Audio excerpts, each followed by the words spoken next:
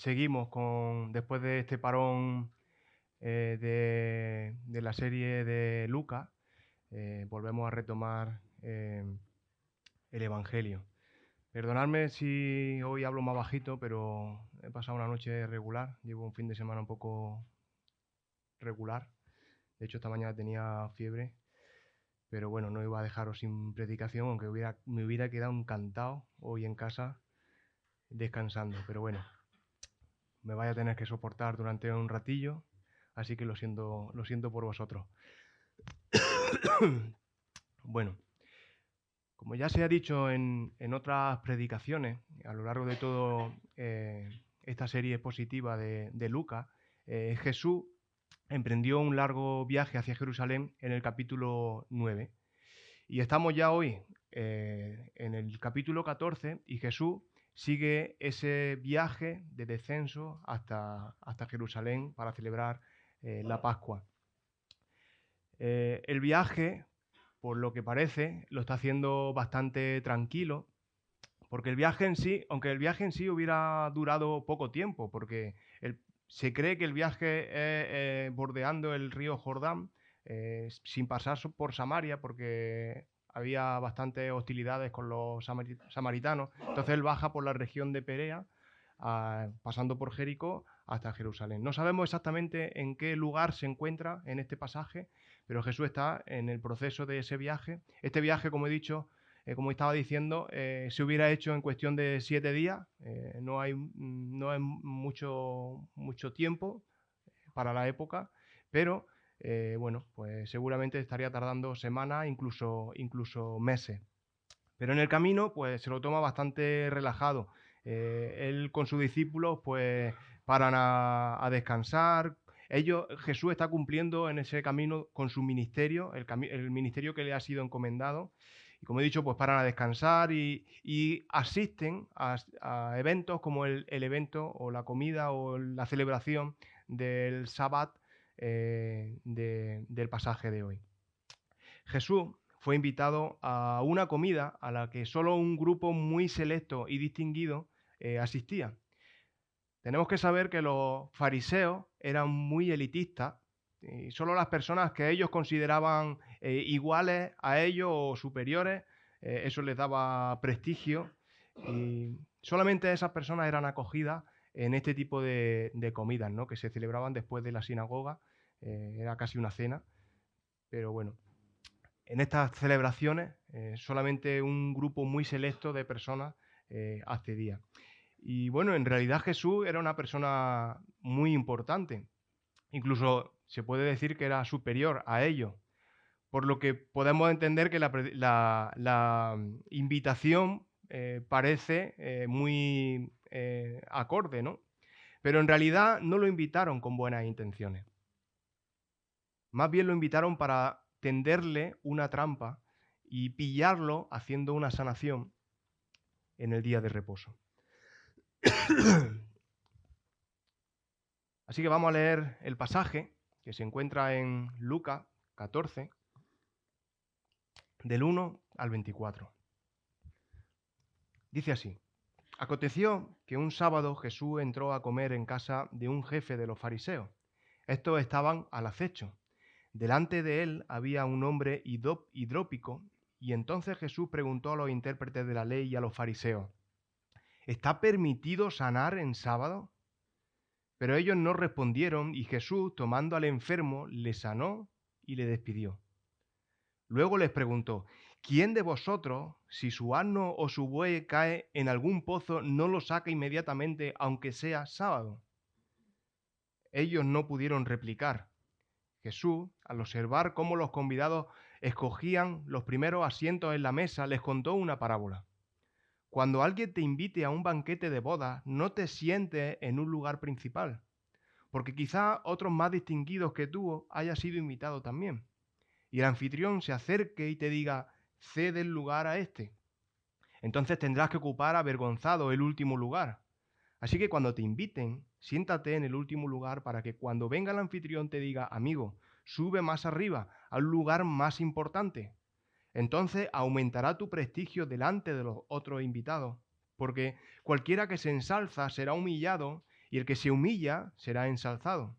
Dijo también al que le había invitado: cuando hagas comida o cena, no llames a tus amigos, ni a tus hermanos, ni a tus parientes, ni a tus vecinos ricos, porque quizá ellos te vuelvan a invitar y de ese modo quedarás recompensado. Más bien, cuando ofrezcas un banquete, llama a los pobres, a los mancos, a los cojos, a los ciegos, y serás feliz porque ellos no te pueden recompensar. Tu recompensa la recibirás en la resurrección de los justos. Habiendo oído esto, uno de los que estaban sentados con él a la mesa le dijo: dichoso aquel que sea invitado a comer pan en el reino de Dios. Y Jesús le dijo: un hombre hizo una gran cena e invitó a muchos. A la hora de cenar, envió a su siervo a decir a los invitados: venid, que ya todo está preparado. Pero todos ellos, uno por uno, comenzaron a excusarse. El primero dijo: he comprado un terreno y necesito ir a verlo. Te ruego que me excuses. Otro: he comprado 5 yuntas de bueyes y voy a probarlo. Te ruego que me excuses. Y otro: acabo de casarme y por tanto no puedo ir. El siervo regresó e hizo saber estas cosas a su señor. Entonces el dueño de la casa, enojado, le dijo: ve enseguida por las plazas y las calles de la ciudad y trae acá a los pobres, a los mancos, a los cojos y a los ciegos. El siervo le informó: Señor, se ha hecho como mandaste y aún quedan lugares vacíos. El Señor respondió: ve por los caminos, ve por los cercados y oblígalos a venir para que se llene mi casa. Porque os digo que ninguno de los que estaban invitados llegará a probar mi cena. Imaginad que repentinamente comenzáis a ser alguien conocido, a ser alguien influyente, con dinero, y como consecuencia de esto, pues recibe una invitación para asistir a una cena muy especial, una cena organizada por una persona muy influyente. Imaginaros la persona más influyente que os podáis, en la que podáis pensar, incluso, no sé, el presidente de un equipo de fútbol, un empresario muy destacado, el Bezos, este de Amazon, ¿no? O alguien con el que, bueno, disfrutaríamos de una cena extraordinaria, ¿no? Una comida seguramente riquísima, conversaciones muy interesantes y la oportunidad de relacionarte con una persona muy importante.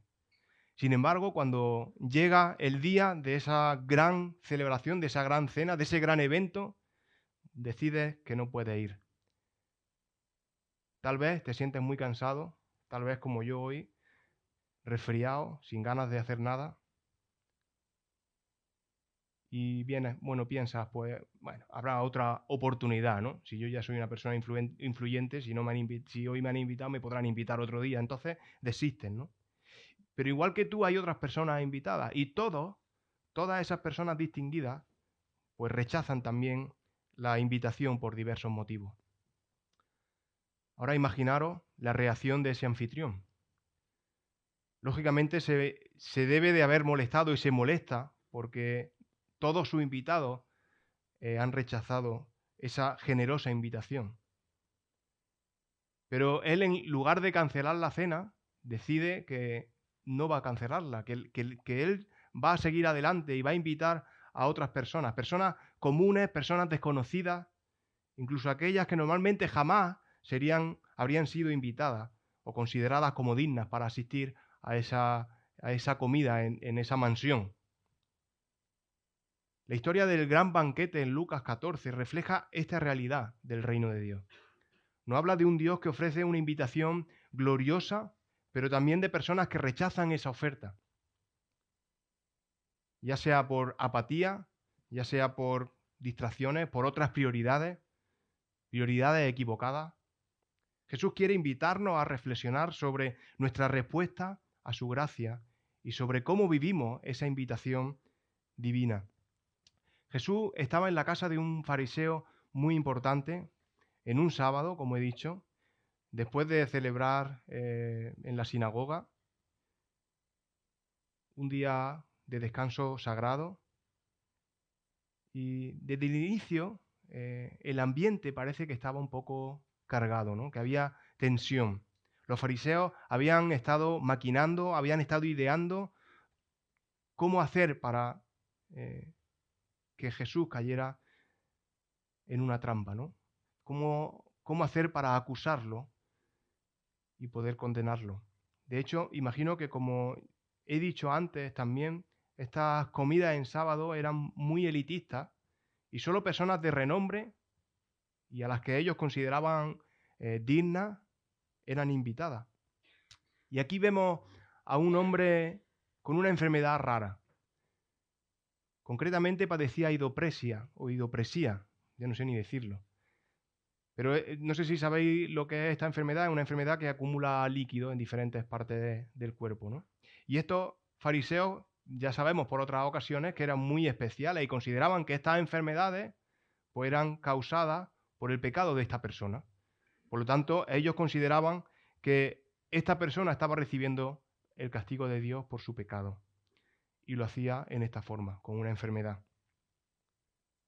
Por lo que allí estuviera aquel hombre, ellos, los fariseos consideraban a estas personas indignas, por lo que allí estuviera ese hombre indicaba que algo olía mal, ¿no? Que algo no casaba, ¿no? ¿Qué hacía allí ese hombre si ellos lo consideraban indigno? ¿Qué hacía allí? ¿No? Así que estos fariseos lo que procuraban es mantenerse alejados de estas personas, sin embargo, esta persona estaba allí.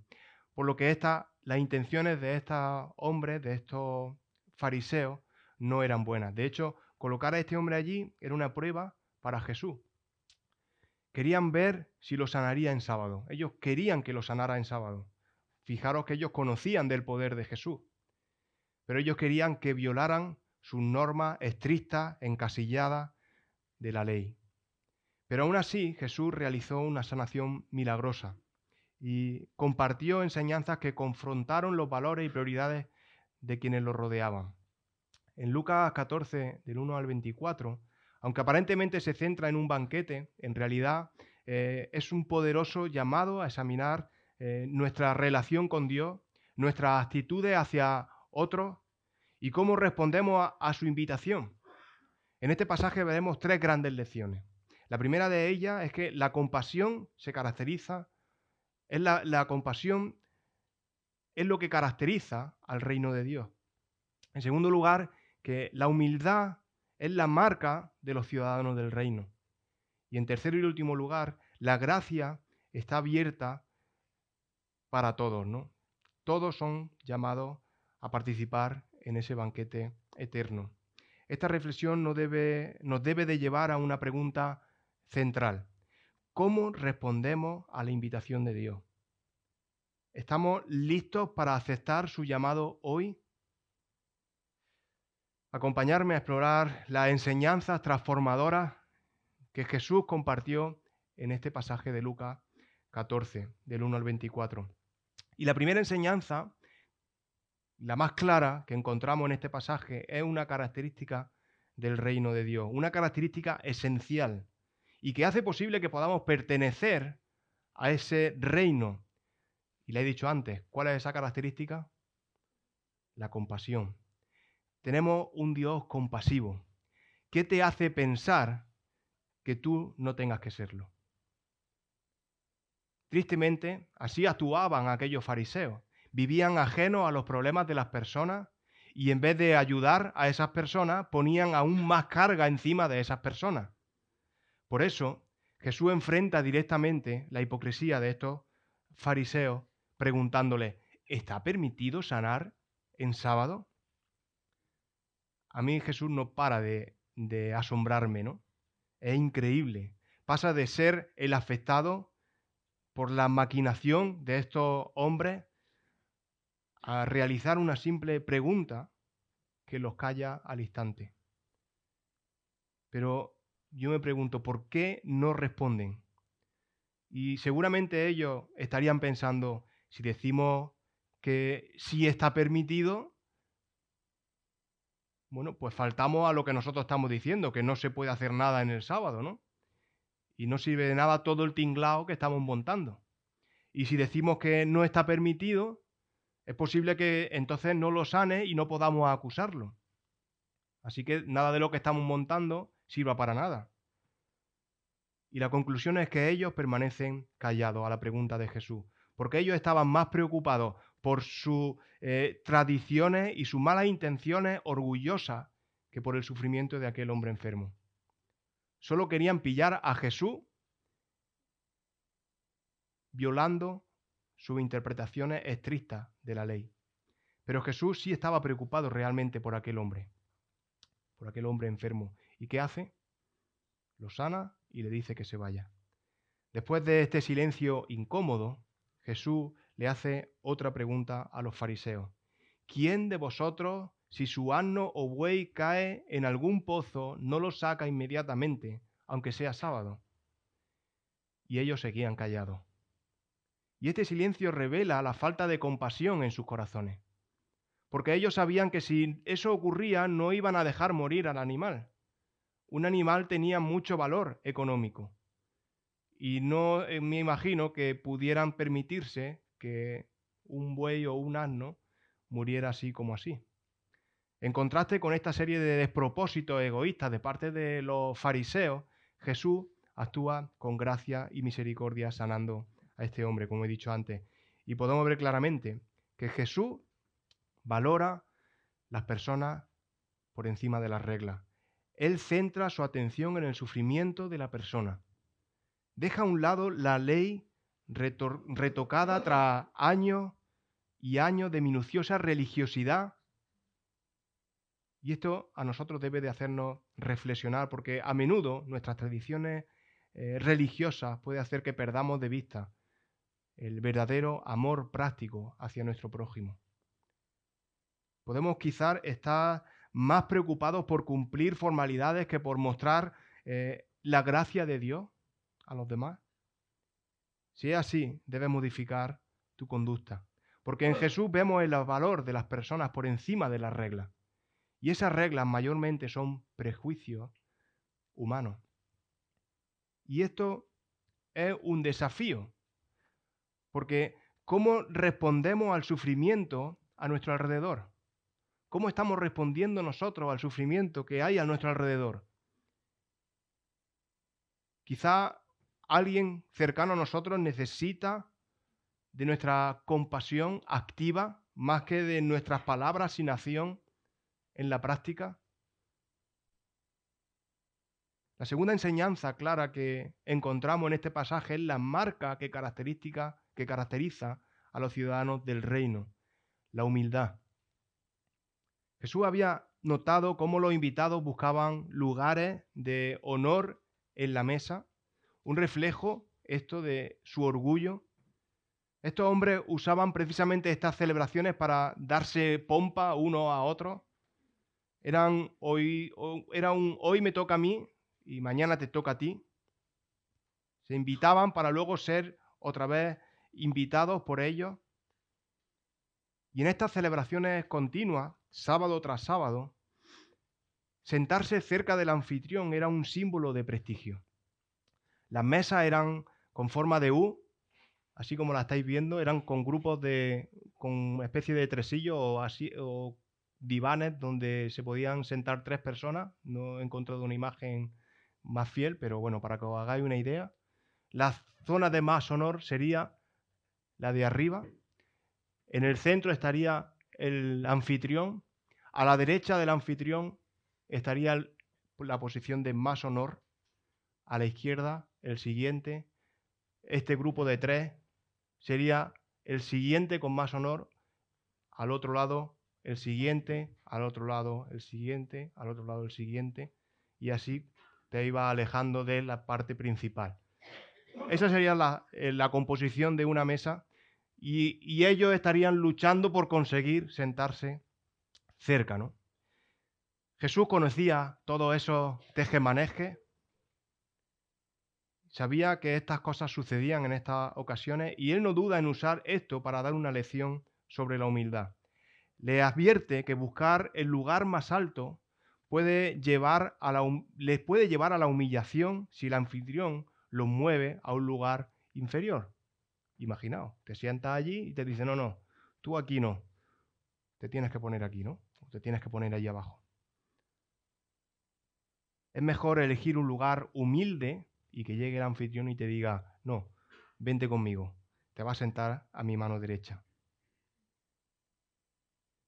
Y Jesús se dirige con una frase que debe de chocarles bastante. Jesús suele usar muy bien los contrastes y esta vez lo hace con una idea que es un principio básico y central en el reino de Dios. Dice, porque cualquiera que se ensalza será humillado y el que se humilla será ensalzado. Esta enseñanza es una enseñanza que resuena en otros pasajes, como por ejemplo en 1 de Pedro 5:6, que dice, humillaos, pues bajo la poderosa mano de Dios, para que Él os exalte a su debido tiempo. Humillaos, pues, bajo la poderosa mano de Dios, para que Él os exalte a su debido tiempo. Jesús está dejando claro aquí que el reino de Dios no valora la autopromoción. No sirve de nada la apariencia, no sirven de nada tus buenas palabras diciendo a todos lo bueno que eres y todas las cosas buenas que te mereces. En el reino de Dios se valora el servicio humilde y dependiente de la gracia de Dios. Aunque ese camino no es cómodo. En ningún lugar de la Biblia encontrarás donde diga que el caminar cristiano es fácil. Todo lo contrario, la vida cristiana está llena de lucha con tu propio pecado y lleno de sufrimiento por diversas situaciones o diversos motivos. Estamos en un mundo en el que hay enfermedad, en el que hay inestabilidad económica, en el que hay guerra, en el que hay riñas y discusiones entre hermanos y familiares. Hay mucho sufrimiento, mucho sufrimiento. Y nosotros como hijos de Dios no estamos exentos de esos sufrimientos. En cambio, la vida alejada de Dios puede parecer bonita, libre para hacer lo que te dé la gana y espaciosa para satisfacer tu ego, pero la perdición acecha pacientemente.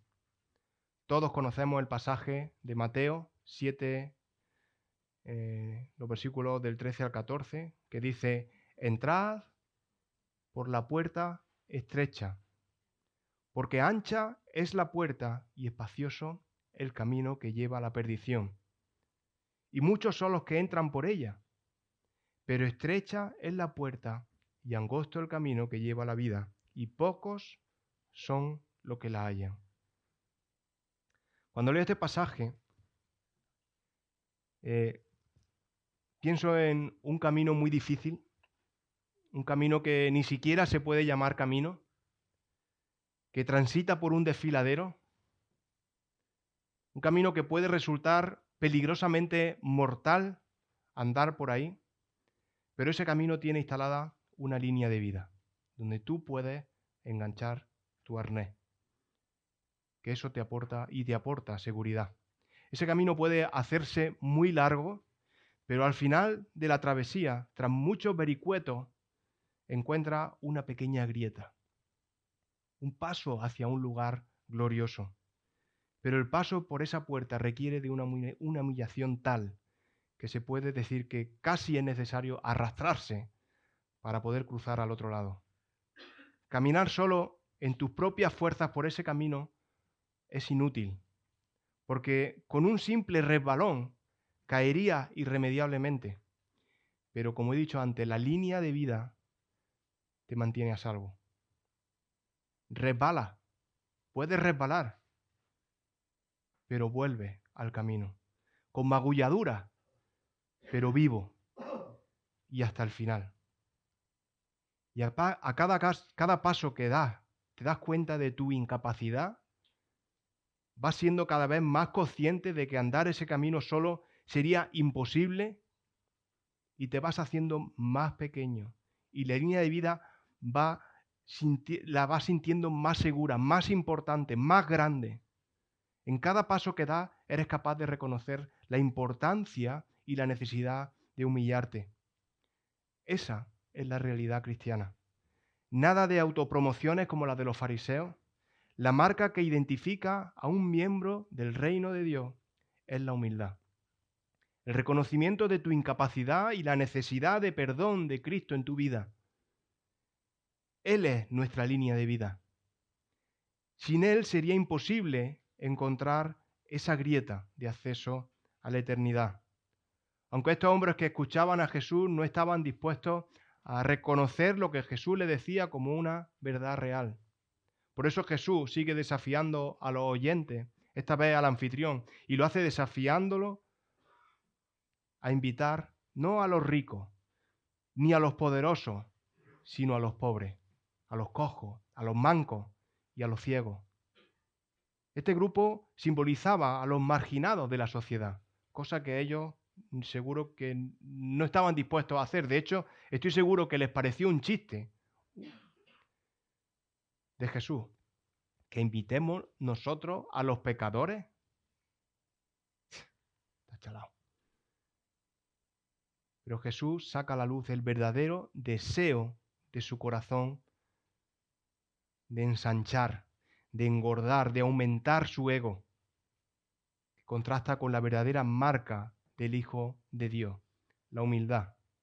Y Jesús les dice, cuando ofrezca un banquete, llama a los pobres, a los mancos, a los cojos, a los ciegos, y serás feliz, porque ellos no te pueden recompensar. Tu recompensa la recibirás en la resurrección de los justos. La recompensa de una vida humillada, de una vida que no busca autopromociones, de una vida aferrada al corazón de Dios, dejando a un lado tus preferencias, tus gustos, tus buenísimas intenciones. La recompensa es que serás llevado a la puerta. Podrás cruzar a su debido tiempo por allí, por esa puerta, y podrás vivir para siempre en la presencia de Dios. Por su gracia es posible y por su gracia somos alcanzados, hijos de la promesa de Abraham.